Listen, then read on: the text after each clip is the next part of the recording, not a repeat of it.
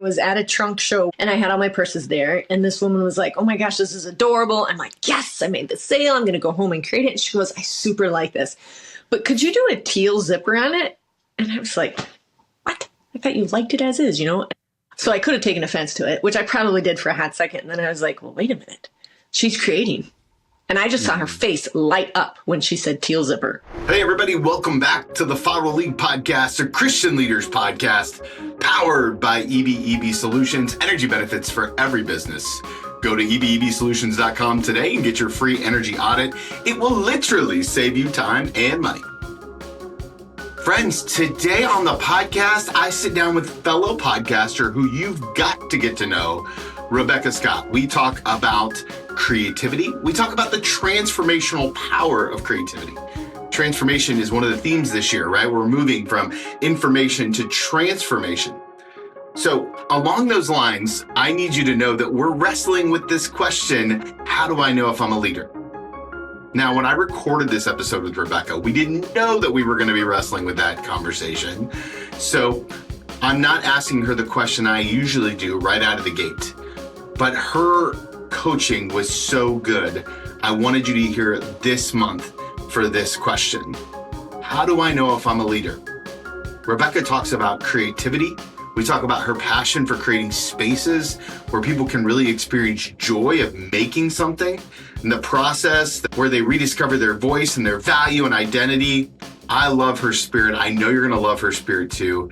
She's a South Dakota farm girl, and it is such a good dialogue.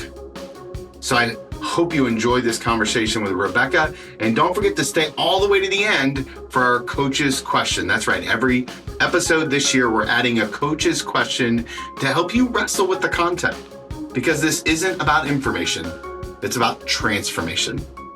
So now here's a quick word from our partners in my conversation with Rebekah Scott. Hey, everybody. Welcome back to the podcast. As you know, this year we're wrestling with 12 questions, all centered around leadership. And this month's question that I now ask to you, Rebekah, is how do I know if I'm a leader? Well, my first gut punch when you asked that was definitely if a question is posed and you have more than one solution. Oh, tell me more about that. Well, I think leaders sit in a room, and let's say you're not the leader and you just enter a group and they're like kind of formulating what the idea is going to be. And immediately you're like, trying to sit on your hands, and you're like, I got not necessarily answers, but you're like, wait, we could try this or we could try this. So I think if you have more than one, like we could try this, then leadership is probably a part of you. And maybe not solutions, but if you have ideas initially that you want to share, I think you're a leader. I love that. Do you think that leadership and creativity, how do you see those things working together in the work that you've done and the work that you continue to do? Oh, leadership and creativity together. Well, I do create for a living, and I love it because it's the first Bible verse. In the beginning, God created. So I'm pretty sure he picked something that he would love doing. And so how do they play together? Well, if I lead with creativity for myself personally, I know it's going to be good. So if I lead with analytical data about how it might succeed, I'll not like the idea or whatever the project is. But if I lead with creativity about being creative about the solutions or being creative about how I'm going to conduct the meeting to convince people that this collection is going to be awesome, or if I immediately get out Post-it notes that are colored, like even just that creativity helps me to lead better because I'm immediately thinking of textures and colors and ideas, and I see things more full picture. So to me, creativity is the start, and then leadership rolls out of that. It has been so fun to get to know your story a little bit because it's filled with a lot of twists and turns. Yes. Your about page on your website says that you're deeply passionate about fashion, creativity, and helping women embrace who they are through thoughtful design, meaningful encouragement, and faithful living. Yeah. So let me ask you this. When did you begin to first really step into the idea that I am a creative and a founder, especially considering, I mean, you're a rancher in South Dakota? Mm-hmm. Yeah. Yeah. Like, it just doesn't, I mean, people call those the flyover states, right? It's not exactly it's not exactly the hub of creativity or fashion and design. So give us a little bit of that Genesis story. How did you get into it? How did it happen? When did it all kind of come together? Yes. A secret sauce, though. You know, when they call us the flyover states, you know how we do that? We don't want anybody here. We know how amazing it is. It's like Iceland and Greenland. You know how they swap? They're like, don't come here. That's the flyover states. We're like, no, we're good. Like, we love our things, okay? Don't come here. Go to Montana. That's where everybody's going now. Go over there. Don't come over here. But we're actually really cool. I say creativity started, I knew it is odd to be a creator, but also because of where I'm located, resources aren't readily available. This was long before the internet, right? So you had to be creative with the resources that you had, or you were going to wait for it to ship to you. And also shipping wasn't as big of a deal, right? So I think part of it was watching my parents be creative with whether it was farming and ranch with equipment that didn't work, or it was my mom not having access to clothing stores and stuff like that, and having loads of skills in sewing. So I initially watched creativity roll out, no matter the resources, no matter the elements that it took.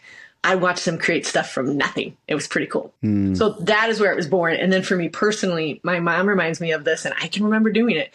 We would travel between South Dakota is called West River and East River. There's a river between us. Okay. West River is the way you want to go, everybody. That there's like this little ongoing argument, us versus them. When we would travel from West River to East River to see my grandparents, it was about a 5-hour trip. I would look at the utility poles and like the big, large utility poles, and I would imagine that they were dress forms, and I would design dresses in the back seat about what would fit over these forms. So, and that was like age of 4. And then my mom taught me to sew at the age of 4 because I just kept sitting by her while she was sewing in her sewing room, and I would put together Kleenexes and a stapler because she didn't think I could use a sewing machine. So I would just staple together Kleenexes into stuff. And first of all, Kleenexes are expensive, so my mom's like, fine, child, you do want to sew. And so for me, creativity was seeing it firsthand and then taking it into my own realm of like what I would do with it. So I'm very passionate about creating. And I think I really could make an argument for this. I think most things start with creativity, but we don't see it like that because sometimes creativity gets a bad rap. Like somehow it won't move the needle or whatever. Like go ahead and be a creative or be a flighty artist or be a Vogue fashion designer, but they don't take it seriously as far as what it can do. And it influences creativity, influences the world in so many ways, not just trends, but ideas, right? And so I'm really passionate about helping people find what their creativeness is, whether that's a really awesome spreadsheet that's color coded and has all these formulas that respond to each other. And even if it's about accounting, which makes me go, wow. But I have coached people that are accountants into knowing like, wait a minute, this is your creativeness. This is what God put inside of you. So that's why I'm passionate about telling people, no, we are all creators. It's just how we use it and what we do with it. Let's say that you're sitting across from a executive or entrepreneur who's wrestling with their own leadership journey, and they don't feel like they have an ounce of creativity in them, right? Like they just don't feel, I mean, like everything feels mundane and kind of rote. And so if you were sitting across from someone like that, how would you coach them to step into leadership creatively? Well, I would probably take it a step back from there, and I would say, what lights you up? And I would just listen. So, and it doesn't have to be work related. I just want to know what lights you up, or what do you lose track of time when you're doing something? And they may say, oh, it's definitely like working in my yard, or taking my dogs for a walk, or making this like really amazing cup of coffee, or it's spreadsheets. Like I could get on Excel and just play in there all day long. So I would ask them like, where do you find yourself lighting up a little bit, or the time, if they're not willing to admit that, like they're like, I don't ever hum, I don't do anything creative. I'm like, okay, fine. Then when do you lose track of time because you're just so highly involved in it? Like, oh, it's definitely editing content or editing a script or whatever. So then I can find out kind of where their creative genius is, and then using that to spark creativity and leadership in them. So let's say they said it's Excel. Like I could just spend hours on Excel with all the formulas and everything. I'm like, okay, well, how can we apply that to leadership now? How can you break down the project idea into columns and rows? Let's figure that out. And what are the formulas to get to where you want to on the project? So it's really taking what they find creative and the different parts of that and trying to apply it to the project or to the goal or whatever in mind. I love that idea because what you're essentially saying is like, you just got to find their creative love language. Yes. Yes. Yes, exactly. Now, like that. You're married to a rancher. You guys live on an active ranch. When you and I were recording for your podcast, we had dealt with mice that day. There was combines. There was all these things. As we record this now, the harvest is in or almost in. How does creativity look? I'm thinking about your husband specifically, right? So your husband is obviously this kind of life. It's all consuming, right? Yes. Like it's an all the time thing. There is no off season for a ranch or anything like that. How does creativity look for someone like him who may not have what must feel like I don't have space to breathe? Oh, if he was here, he'd be like, oh my gosh, I got to be creative every day. I got to be creative with what this cow needs versus what this cow needs versus why this equipment isn't working versus why this is. So sometimes I think we blur the lines between problem solving and creativity. Well, oh, that's good. You know what I'm thinking is like, okay, well, I know that the last time I vaccinated, I'm making this up on the spot. He will definitely laugh if we do this later. He'll be like, you said what about cows? I don't know the difference. Maybe I'll pick something else I know about. Like it would be the equipment. Like, okay, we're solving my daughter's pickup problem. It's like, okay, well, the battery charged best when it charged from our farm's remote battery charger. So I think he has to look at things creative like that in the problem solving world and see what kind of options he has. Does that answer it? Maybe? That's great. No, I think that's perfect because I what I'm trying to draw here that I hope everyone's hearing is the idea is that creativity is much more of a mindset than it is a task or an activity, right? Like, and how we choose to approach that and how we choose to lean into it. It feels like that's much different than the idea of just like, I'm now going to go be a creative. And, you know, you have a studio where you're drawing happy little trees, AKA Bob Ross versus, you know, like your husband who's out there fixing things that I don't even know how they work. Well, and I think it's human nature for us to move past the creative phase because it feels too fuzzy. It's like, or we have these impressions of people who are creative and we're like, no, thank you, right? But the initial phase of creativity is a little messy and fuzzy because you have all these options. So if you can look at these options and less like, oh, this is a creative something and more like, okay, this is a problem solving or a brainstorming session, don't move past that uncomfortableness because in that uncomfortableness could be the idea. So we try to push back that as soon as possible. Like, give me the 1, 2, 3s and the ABCs. But man, if you just pull at some of those different ideas, that is a way of being creative. When did you realize that Rebekah Scott Designs, which does custom bags, custom pieces, you have collections, you know, you've got all of these different options. When did you realize, hey, I actually have a business here and a pretty robust one, right? Like it's, you know, when did that kind of take that next step? It was a creative thing. Imagine that. But I was at a trunk show where women would just host a little show with their girlfriends and stuff. And I had all my purses there. And this woman was like, oh my gosh, this is adorable. I'm like, yes, I made the sale. I'm going to go home and create it. And she goes, I super like this. But could you do a teal zipper on it? And I was like, what? I thought you liked it as is, you know? So I could have taken offense to it, which I probably did for a hot second. And then I was like, well, wait a minute. She's creating. And I just saw her face light up when she said teal zipper. So I was like, actually, yeah, I could do that for you. And then, of course, the next girlfriend gets brave and she goes, can I have it with a hot pink zipper? And then they're having this energy and this fun, creative spot, which, of course, I was like pretty much levitating at that moment because I'm like, wait a minute, if I could provide the creative experience for others to see what it's like to create something and then get to use it and say something about them, not even about Rebekah Scott, like it says something about them when they say, oh, I created this. That's when I knew like, hey, I have got something that first will impact the kingdom when people decide that they are enough and that they can do creative things and express their opinions. That would be amazing. And I just get to keep creating, which is ultimately what I want to do to grow a business. So that's when it dawned on me, ooh, we got something here. Okay, you've got 4 steps on your website. Step 1, pick a style. Step 2, make it yours. Step 3, it gets sewn with love. Step 4, live with confidence. And I love the start to finish aspect of it. I think it's beautifully done. How long does it actually take you to customize the bag? So if I ordered a bag right now and I customized it, how long from order to back in my hand so that I can live with confidence? About 3 to 4 weeks. And how many bags are you making a day? Oh, so This is how I'm a little bit of a unicorn, everyone. I love creating, but I am like a ninja at the business side of it too, because I love systems. So my other brand, I talk about systems.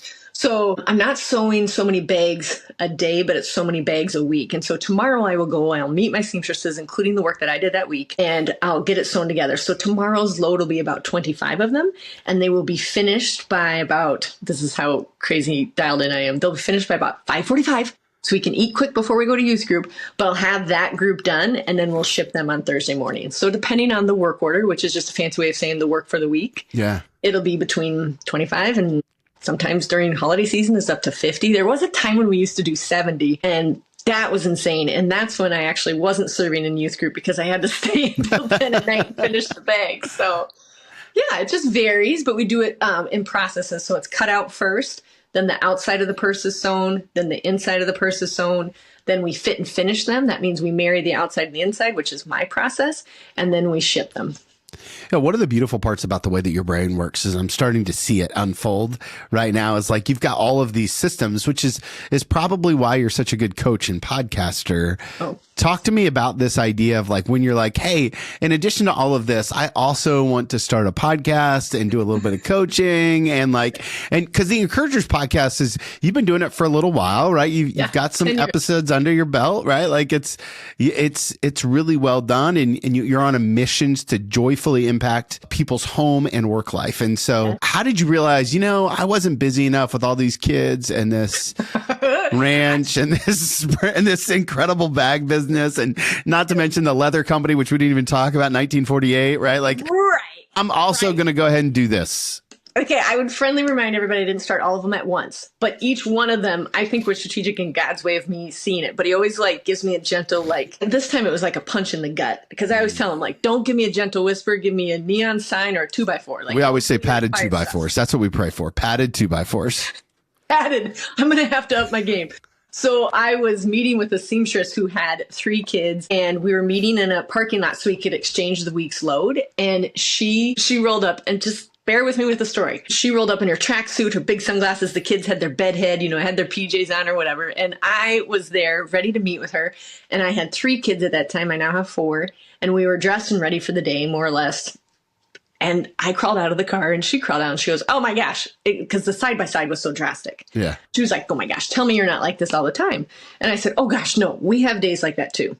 And that's when I felt the punch in the gut, because the truth was I was being falsely humble. The truth was I really was ready for the day. And yes, you guys, I do have days where I want to stay in my PJs and we weren't put together.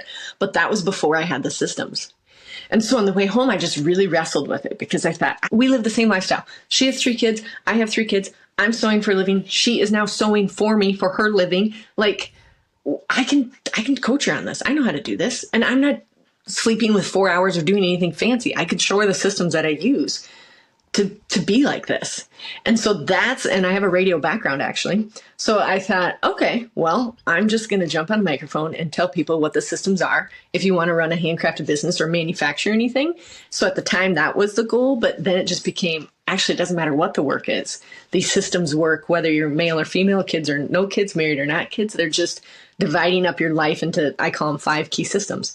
And then I just couldn't stop talking about the systems. So that's why the podcast grew. And I wanted to just coach people again, because I believe the creative process is super important and it's not as difficult as we make it. I want to jump into your 5 systems in just a second, but I am curious, how do you discern God's voice in your life on what the right yeses and the right nos are? It's a work in progress. Definitely a work in progress, but I'm always, for me, that punch in the gut is a big one. Or if I can't stop thinking about it. So it's okay, fine. Get on your knees, surrender, and where are you trying to tell me? And sometimes for me personally, I'm a twin. So I always ask for things in doubles. And he does deliver things in doubles. So some may call it confirmation. I'll ask it and I'm like, are you sure? And then I'll get a confirmation from somebody else, something random. It'll be a person or a devotional or a Bible verse that I read and the word pops up twice. And I'm like, okay, there's my double. So for me, that's what it looks like. But I'm sure he's up there laughing are you kidding me? I have 10 things that I try to tell you and you're not listening. And then the other one is, this is really strange, but this is mine, is the word kiddo. And since I was little, there's only a couple of people that call me kiddo, but it is my message between me and God. When I hear someone say kiddo, I'm like, whoa, this is God talking to me. And so those are mine. And Bob Goff actually used that word with you. Yes. Yes, he did. And I was like, yes, thank you. Yep. Actually, I probably cried like a baby, but it was pretty profound. Yeah. So talk to us a little bit about your systems. You do a great job on your social media channel. If you're not following Rebekah on Instagram, I highly recommend it. And here's the deal. Like, you're always putting out, it's Encourager podcast, just so you know, we'll link to it in the show notes, but you're always putting out practical hacks, practical systems. Talk to us about your 5 systems, where they came from. Give us kind of the backdrop to the work that you do with these incredible leaders that you're coaching. Okay. Short story, and I'll keep it short. When I started the business, Gus, my oldest, was 18 months old. The business was 18 months old. He was asking for a snack. I was loading the van for an art show. Back and forth, kept asking me for a snack. I said the mom line, just wait a minute, just a minute. And then I lost it on him. By the 5th or 6th time he said it, I just screamed at my little tiny kid, like, stop it. And then had a real ugly cry about like, oh my gosh, how am I going to do this? And so I actually canceled that show, which is a big deal in the art world because they already think you're flighty. So they didn't invite me back for like 6 years. Wow. But I knew it was the right thing to do in that moment. And that's where all the systems started. So what I did was I started journaling everything I did that week. And I just took a massive journal, and everything I did, I wrote down what I was doing, approximately how long it was taking me. And then at the end of the week, I started highlighting the things that were similar. And that's when I discovered, like, there are pillars to what I am doing here. There's like common systems to what I'm doing here. Then again, creatively, I attacked it creatively. I thought, okay, instead of thinking all of my life is chaotic right now, I could work on just one of these, dial this in for this season, because we know that they evolve and change. And then I can tackle the next one. And so the 5 systems that were born out of that super hectic moment and stage in life was the me system. Where were the times that I was taking care of myself, and how did I get a full charge? Okay. And then there was the food system, like answering the question, what's for supper? That one takes up crazy amounts of mental bandwidth. So let's get that one over with. And then there was the family system. And that was like, okay, well, are we living the legacy that we also want to leave behind? Because we can romanticize that, but are we actually practically applying it to the day to day? Then there was a home system, like when I was doing laundry, when I was decluttering, when I was cleaning, all those things. And then there was a work system. It was like, okay, well, here's where I'm working. And the work system is just answering the questions who, what, when, where, and why. And so see how that seems like a huge ball, but when you break it down in the systems, each one of you are listening are going, I do have all those pillars too. You may not have a system yet, but I actually bet you do. It's just not working. So then you can compartmentalize anything, which is why with that woman in the parking lot, I was like, maybe right now it's actually your work system that's broke. You're not sure when you're going to sew those linings. So I could talk to her about just that part. I love the simplicity of it. It covers so many parts of the spiritual disciplines and the physical disciplines that kind of give us freedom. And, as you've heard me say before, one of the things that we really believe around here is that if you aren't dedicated to your disciplines, you'll be destroyed by your distractions. And disciplines are such good for systems, but then you take it even a little bit further than that. And kind of the other 3 areas that you love to talk about are your super skill, your mindset, and your priorities. Yeah. Right. And so how do those kind of act as the umbrella over all of the systems? Oh, so the priorities, I'll start with that. Is because if something comes up, I know my priorities is that I'm a servant of God, wife to Nicholas, mother of 4, and then owner and designer, podcaster, coach, all the other fun roles I get to have, right? So when something gets brought to us and put on our plate, I'm like, okay, does this allow me to be a servant of God? Does this allow me to still be a really good wife? Does this allow me to be an awesome mom? And does this do anything for my businesses? And if those do not line up with this current thing being brought to me, I can say yes politely. Or, yep, or I can say no politely, or yes, this is going to work out. And so everything that I bring on, anything that Nick brings on for farming and ranching or buying property or buying more livestock goes through that filter of priorities. Because like we said, when you got that big mess of life and you're like, I don't know.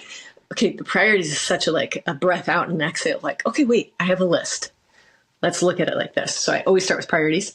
And then mindset is just because, oh man, we can just get torn in so many directions. And so if we continue to talk to ourselves positively, continue to read his word and ask ourselves like, wait.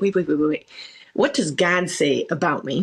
That's one of our family mantras. And my daughter says it frequently. My youngest is like, wait. I don't know if that's true. And I say, okay, so then what does God say about you? Reference it by that. And then super skill. And that's what we already talked about. Like, I love it so much. It's creepy. But even with my youth group kids or anything, I watch to see if their face lights up over certain things during their week. And then I know that is part of their super skill. It's what God gave them, where they're just naturally inclined to go and excel and exceed. And so then I dial in really quickly, like what their super skill is. And then we can do fun things with it. So the super skill and the creativity kind of task tend to be partners. Is that a fair statement? Yes, absolutely. Yes. The super skill, say it again, the super skill and the what are partners? The creativity task, right? Like we were talking about earlier, right? That thing that like maybe it's Excel or, So it's where three things come together. Okay. So your super skill is like where you spark joy, like where you can you find yourself dancing or humming or whatever joy looks like on you. And I should say, and it's compulsive. Like you cannot not do it. You're like, I get it. So for some people, it's like, I cannot look at this junk drawer without organizing it. They're just like, for me, it's like, I can't stay out of people's emotions. Right. Okay. So that's your compulsion. And you're almost slightly embarrassed by the compulsion. If you're slightly embarrassed by something, that's a cue. That's like your compulsion. And then the other is your skill set. So I don't know why, but I happen to be okay on a microphone. I don't know why, but I happen to be an okay writer. You sometimes don't even know it's a skill set, but you're like, it comes naturally to me. When those three things combine, joy, compulsion, and your skills, that's where your super skill is. That is what God has uniquely created you to do. So let's dial it in. So would that be like, does it matter like if you're, because sometimes I think like, I'm a pretty decent communicator, but I actually think that that's probably not as important as the work that I do when I'm coaching or discipling someone. But then also like I do really enjoy leading people, right? And so those three areas all kind of fit that. I'm just turning this into a personal coaching session now. That's what we've done. How do we parse that down to be like, okay, this is probably the right super skill that you should be focused on? I would just say those are all skills that are helping you to be the best at what you can be. The one that, and where do you naturally find joy? You said or your compulsion is people talk about emotions. Where is it where you just are like lose track of time, you're humming, you're singing, you're like in the zone? Probably when I'm walking, like watching someone transform, like the juice, you know what I mean? Like if you're like, okay, let's talk, I'm sure you have a little bit of this too, right? Cause we're kind of this same person in different states. I almost said countries. It feels like countries, but it's just states. But like, that's my juice. Like when I watch someone like get it, whatever it is, when they get it, like that's the juice for me. Okay.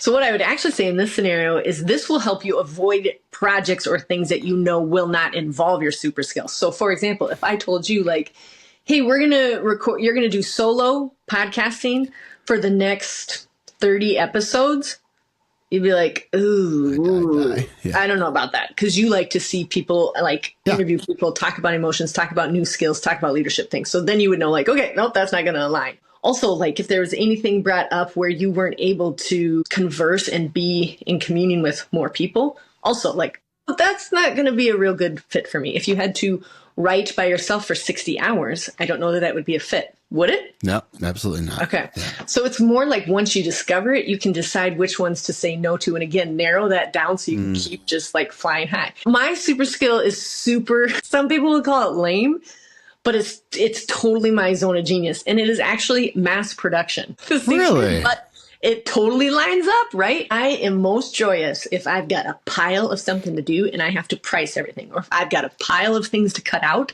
for the purses, I'm like, here I am. I'm singing, I'm dancing, I'm obnoxious. I just love it. I can't stop it. I have to like have alarms set to pull me out of it. It's my skill set. I've been sewing since I was 4 years old. So when people came to me and said, hey, we can mass produce your bags for cheaper and for better, and we could sell them at a better rate, I was like, nope. Because it would take me outside of my zone of genius. So you wouldn't say your zone of genius is encouraging people? So that is also one of my skill sets. And guess what? I love to do group coaching. Right. Okay. So it's a both and. It's kind of a both and, right? Like Yes, absolutely. Got it. Mm-hmm. Got it. It's also why the podcasting, I love mass producing casseroles. which really makes me Midwestern, you guys, but I don't ever make anything in the kitchen without doubling it because I love mass production. So I'm like, if we're going to make it once, we might as well make it twice. If we're going to do the cleaning of the house, we might as well clean the basement. Like I mass produce all these things, which is also why I can run these roles because it's one of my super skills. I can just mass produce it. How do you know when it's time to shift into a new season? Right? Because I feel like you've got lots of different seasons. You've got you've had from the outside, right? It looks like you've had like tons of different, very successful careers. And so like mass production, yes, but also like, how do you know when it's time to shift? When I dread it. So for example, shipping, like right behind me is my shipping station. I thought I would like shipping. I'm like, wait, this is mass production. We get to take all the orders. I get to have my hands on the fabrics, skill set, joy. I can play whatever music I want. I get to create all these boxes. So I thought, yeah, sure, this is going to be awesome. Nope, no, do not. I am shipping temporarily, but it's not my skill set. I knew I had to take a step back because it's way too detail oriented. And I like the initial part of the creative process and then I want to ship it. But as far as like the details of, checking everything last over and order numbers to me are not creative. So I'm like, I don't want to check numbers. I just want them to like, can I just put a name on it instead of an order number? So that's how I knew it was time to step away from that. If my husband and my children will probably spot it really fast. If mom's face is not, I wish I was better at hiding it, not lit up over whatever the project is. I wish this wasn't true because I can convince myself sometimes, but it's written all over my face and body, probably because of my energetic level or something, that it's like, it's time to take a step back. This is no longer, it's not even about moving the needle, or like impacting the kingdom. It doesn't even have fancy words like that. I just know my heart isn't in it anymore. There's no joy behind it. Yeah, I was uploading some podcasts the other day to YouTube and I was like, I hate this. Right. And I love podcasting. Right. So I was like, so one of my goals for this year, 26, is to hire, which I did already, podcast manager. Right. Like it's like, I get, time to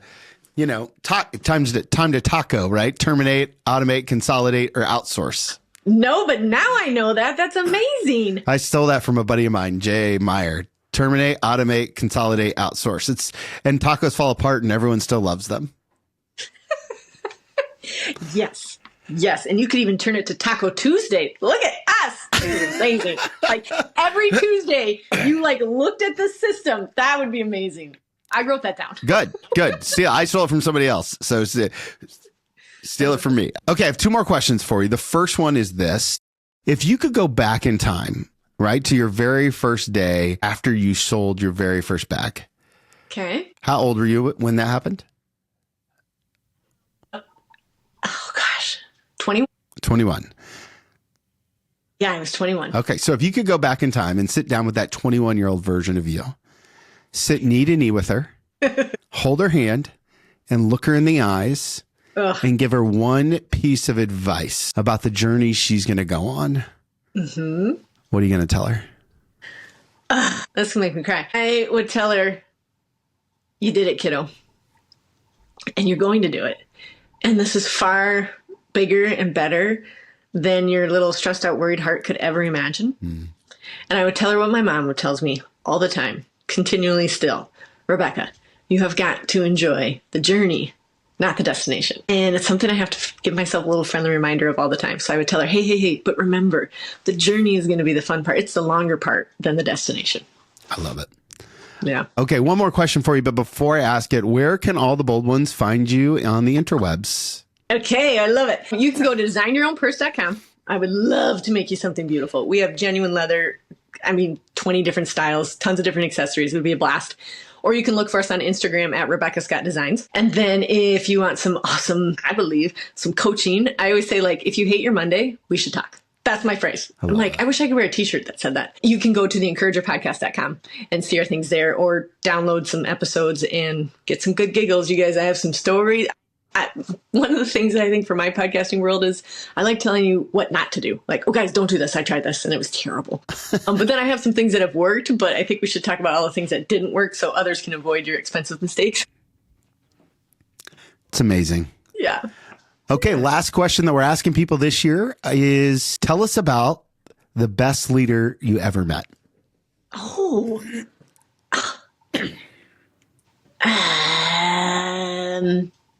Okay. Well, outside of our awesome Bible and our Savior was a pretty good understanding leader, I'm going to have to say Bob Goff. He embodies what I want to do someday. Like he just, for example, we were out at this place in California. I'm riding horse with this gal. And this gal says, I work for nonprofits. I'm like, oh, that's cool. Tell me about your job. She's like, I don't actually like this nonprofit. I feel like they do some things that are a little bit scary or whatever. And she's like, but I'd really like to work for this other nonprofit. It's this huge one, right? Huge. It's like one of the biggest nonprofits out there. Sure. And I'm like, oh, yeah, that would be cool. Well, there was a guy rider behind us who just had to be with us in case we fell off or something, which is possible. And we got back, and this was like 20-minute ride. We get back to the main lodge. Bob Goff is standing in front of us. He calls out my friend's name and he says, hey, come up here for a second. And I'm like, oh my gosh, what is about to happen? He says, I understand you're not quite in the right fit. So I made some phone calls while you guys were on the ride. And I've got you an internship that starts on whatever date with the nonprofit she wanted. Yes! Because that's how I want to lead. I want to make sure people know it doesn't have to be so complicated. Also, we know that he's well connected. But if you've heard anything Bob's ever talked about, it's not because he has a lot of money or he's like this huge celebrity or anything like that. He just simplifies super big dreams and just takes the next step. Mm-hmm. And so he is just a fantastic leader of like seeing the idea and making it happen. It's the best. I absolutely love it. And, you know, we bonded on this in our last call is that I love Bob too. He's such a great guy. He refuses to take no for an answer when he sees something. It's just, and he's not aggressive, but he's passionate. And I think that's such an important distinction for many of us. So it's so good. Absolutely. Not arrogant about it. Nothing. Just like a worker. Right. Yeah. He's just a worker. That's good. That's a good word. Rebekah, thank you so much for taking the time to being so generous today, for what you do to encourage so many people. I cannot recommend, your podcast enough, and getting to know you has been such a joy. So thank you for the time today. And I can't wait to see what God does next. Oh, thank you so much. It was a pleasure. What a great dialogue. I love her heart. I love her podcast. I was so thankful to be a guest on her podcast not too long ago, talking about wisdom in the wound. All right, friends, here's our coaching question, right? The question that we want to invite you to wrestle with as you lean in to what God's called you to. The question is this: where have you been holding back your creativity? And what brave, small step could you take this week to create and let your voice be seen? Where have you been holding back your creativity? And what brave, small step could you take this week to create and let your voice be seen? Friends, as always, forever thankful for you and to be on this journey with you of transformation. If you have any questions for me, I'm embarrassingly easy to find. Tony@twmilt.com. You can also follow me on Instagram @twmilt. We'll be putting out our February PDF very soon, so make sure that you subscribe to the Life and Leadership newsletter. There is a link in the show notes, or go to our website, twmilt.com. Until next time, remember, if you want to follow Jesus, you must be willing to move.